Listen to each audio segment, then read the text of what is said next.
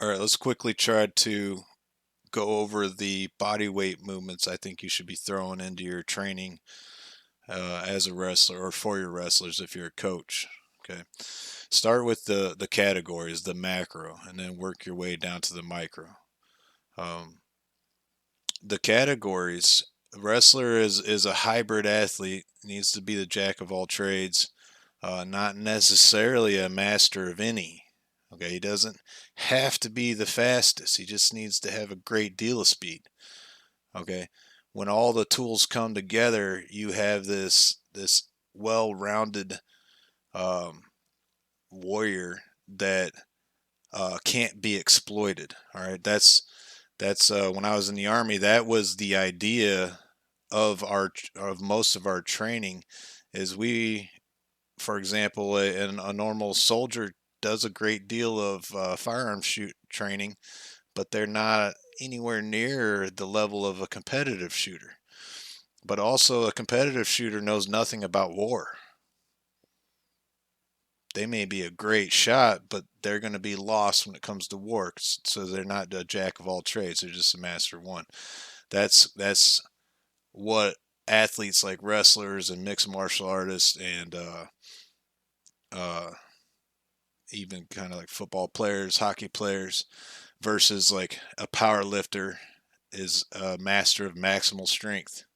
Same for an Olympic lifter, a master of power and maximal strength. Or a marathon runner is a master of long distance. Okay, the wrestler has to figure out how to combine all these things together into a well balanced formula. Because the wrestler will often get beat according to their weakness. They won't always be able to capitalize on their strength, what they've mastered. So when you analyze the human body has a set of universal motor recruitment patterns, and all athletes need to train these. You have pushes, okay, or presses, whatever you prefer, okay. Um, these include your dips, handstand push-ups, uh, depth plyo push-ups, and the ring variations is what I like to throw in there. Okay, so dips on the horns or on the rings. Um, you can even add any type of load to the body to make it harder, whatever you have on hand that you can put between your legs or on your shoulders. Okay, if you have any type of free weight, you can put a dumbbell between your feet. You could even put a vest. I have an old military vest, plate loaded, I can put on. Um, or even have your child jump on piggyback ride. So, uh, handstand push-ups. Okay, go vertical. An athlete has to be able to do uh, things in odd positions.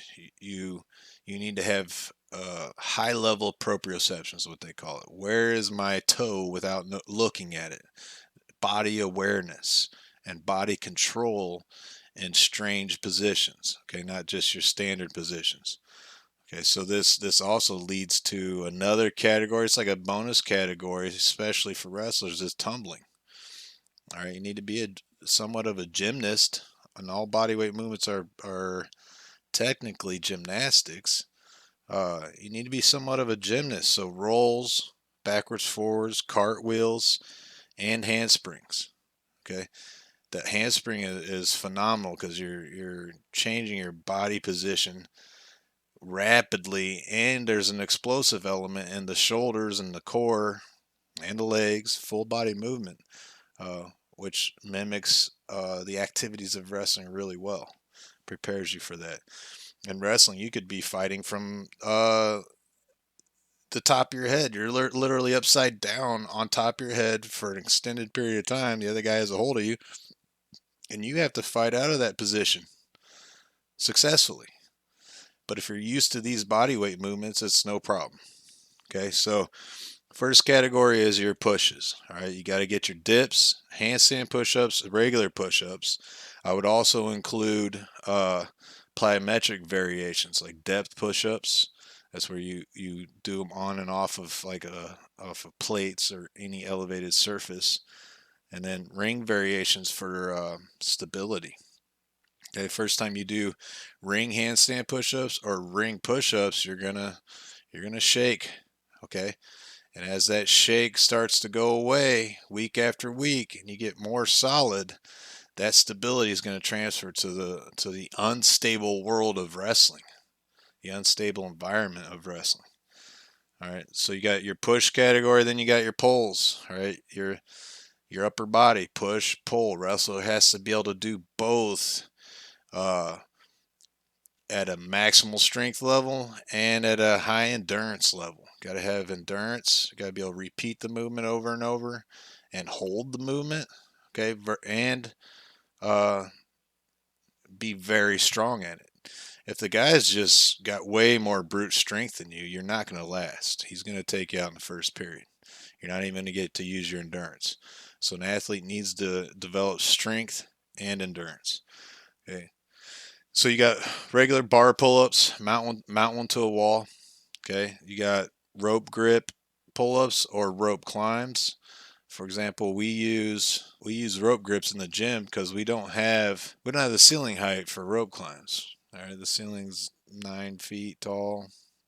I guess we could do one. We could do like you can do seated rope climbs. Start on your butt and do legless like that. But that's in a very advanced version.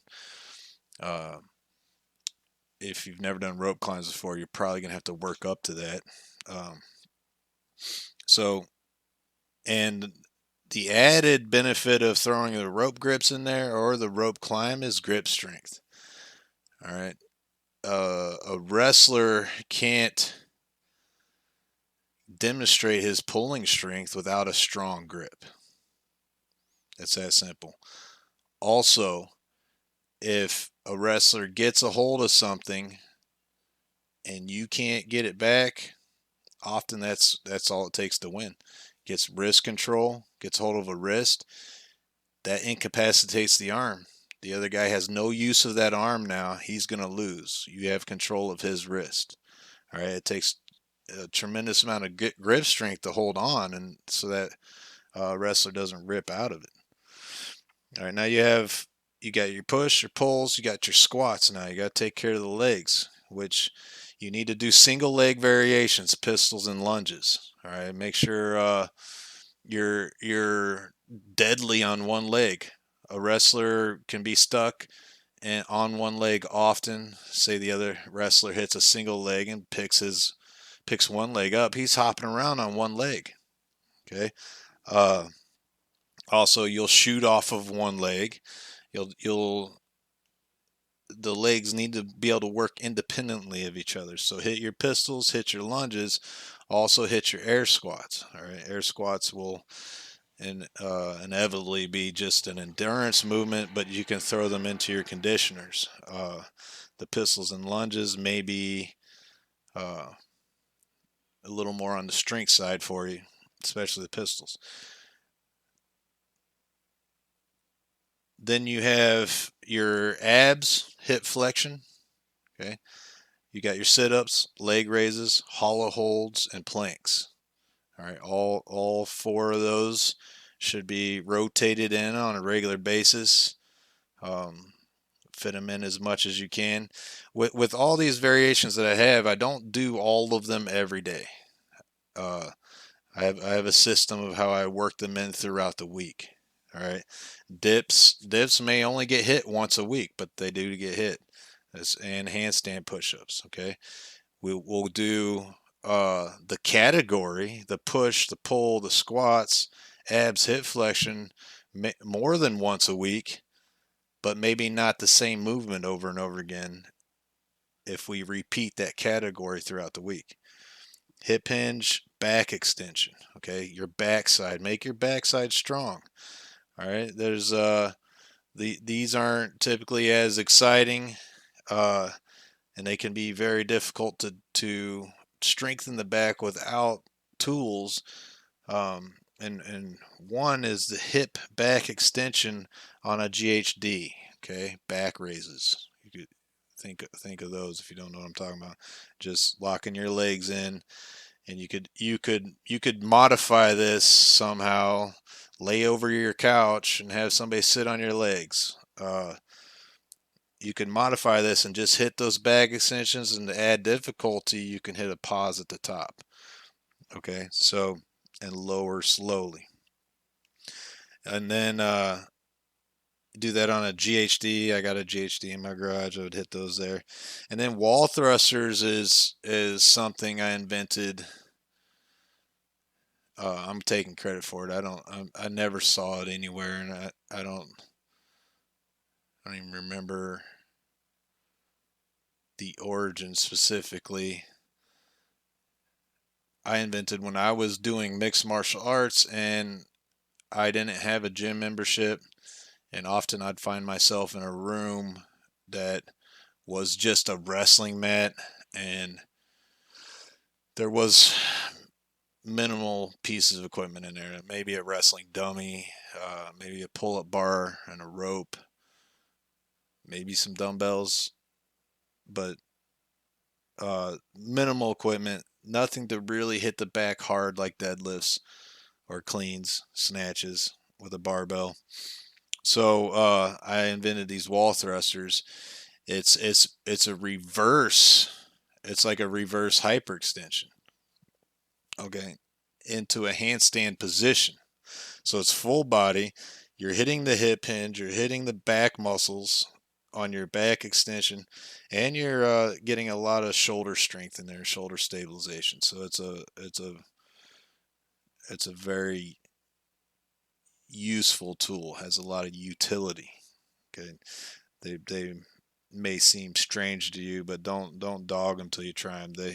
They're also a really good conditioner, and like one of the conditioners I created with these wall thrusters that I still repeat to this day because it's so effective at building the type of engine that a wrestler needs is 20s. You pick 5 of these explosive movements because the wrestler needs to be explosive, be able to repeat explosive movements over and over. So I'd pick depth push-ups, leg raises on a rope, wall thrusters, split jumps, and ball slams. I remember we had a rubber medicine ball there, and I do ball slams. Okay, that was an explosive one. Do 20 reps of each, 3 rounds. All right, that one will make you vomit. So you got the wall thrusters for your hip hinge back extension category, and I'll put these all on a list for you. And Superman holds, where you just lay on your belly on the floor. You don't need a bench or anything. A bench is a good idea to do it on though. And you just arch and you hold your chest. The only thing it touches is the lower abs and maybe the hips. The thighs and the chest are off the ground, and you just hold it. You could do 30-second holds, a minute hold, and several sets that way. So so far we got 5 categories, and then you got your running and jumping. All right, long slow distance versus sprints is basically your 2 categories. All right, with the long slow distance, you're building your aerobic capacity. That will affect your stamina in a wrestling match. All right, because a wrestler, like I said before, is a hybrid athlete. He needs anaerobic endurance, anaerobic strength, and he needs an aerobic capacity to go the distance, to have the stamina to repeat movements with minimal breaks. That's basically what stamina is. I gassed out. I hit failure, squeezing the heck out of this guy. Now I'm going to shake it out, and then I'm going to squeeze some more. That's your stamina. Like a boxer, how many punches can he throw in a match? He's not going to throw continuously. He's going to put a little breaks in there. Your ability to replenish your energy with a small break is your stamina. So you got long, slow distance 2 times a week. Run some miles, 2-3 miles. Hill sprints, box jumps, depth jumps, tuck jumps. And all your jumps can be done with or without, and you should alternate. One day do it with a squat, one day do it without a squat, where it's just a very quick, explosive jump like a basketball player would do in a game. All right. And the reason you want to do that as a wrestler is you need to be strong and explosive in a full range of motion. Okay. If you're never training a full range of motion, you could find yourself getting stuck in a position you can't get out of in a wrestling match because you're weak in that extended range of motion. All right, that's just one reason off top of that. And then you also have split jumps. Okay, take your lunge and jump in the air out of the lunge position and alternate back and forth. Okay, so that's a lot. All right, so uh, don't ever get depressed or bummed out when you don't have a gym or a lot of equipment to use. You still have a lot to work on. Okay, don't let that be your excuse to go sit on the couch.